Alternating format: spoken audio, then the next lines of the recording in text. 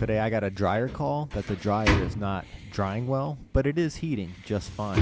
First thing I'm going to do is just check the lint trap, lint chute area, and there's a little bit of stuff in here, but it's not too bad. There's definitely some stuff down there.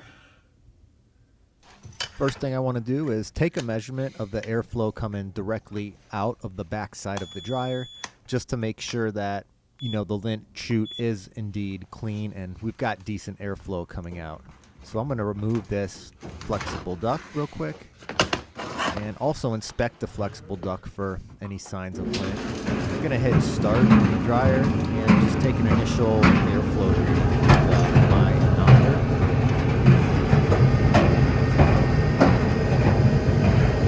Using the manometer to take airflow readings, make sure you keep it on there for at least 10 seconds or so until it registers the speed. Got about 26 miles per hour, which is right around 200 CFM. It's not the best, but it's pretty good. Now I'm going to reattach the air duct.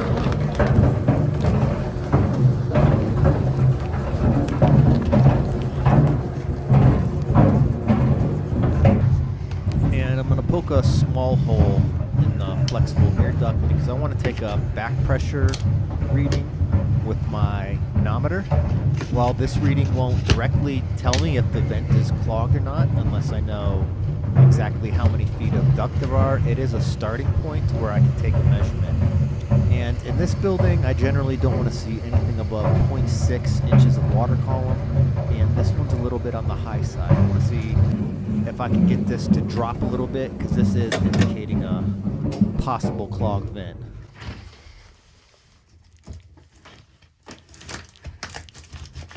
So now I'm just going to remove this flexible duct.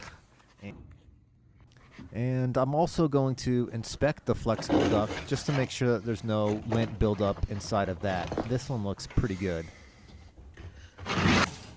Next, I'm going to run my dryer brush as far up the vent as I can and see if I can dislodge some lint and just get an initial idea of how dirty the vent is going to be.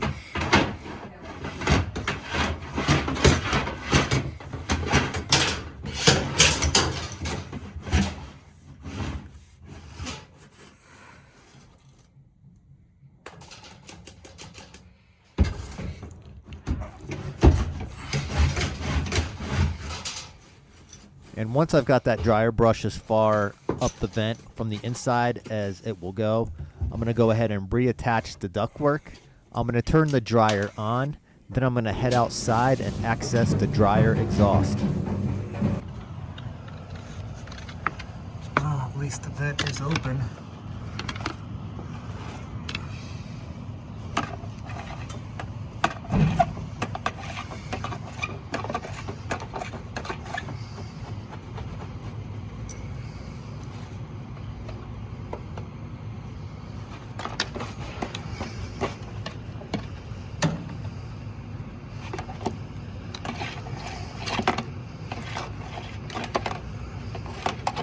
One crucial tip when using a drill to run a dryer snake through a vent, you never want to run the dryer snake in reverse. If you do, you're probably going to get the vent cleaning brush stuck in the vent.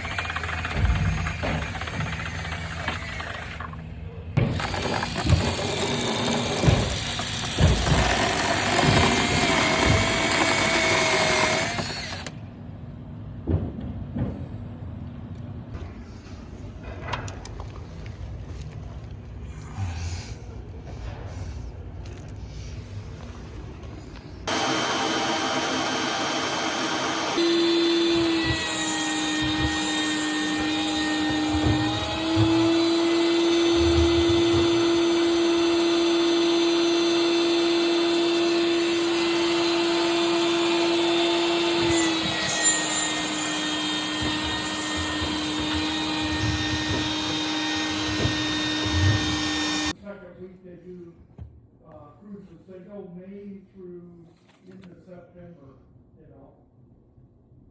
So I am. And before I wrap things up, I turn the dryer back on and just want to take another back pressure reading. And this is looking much better. Thank you so much for watching.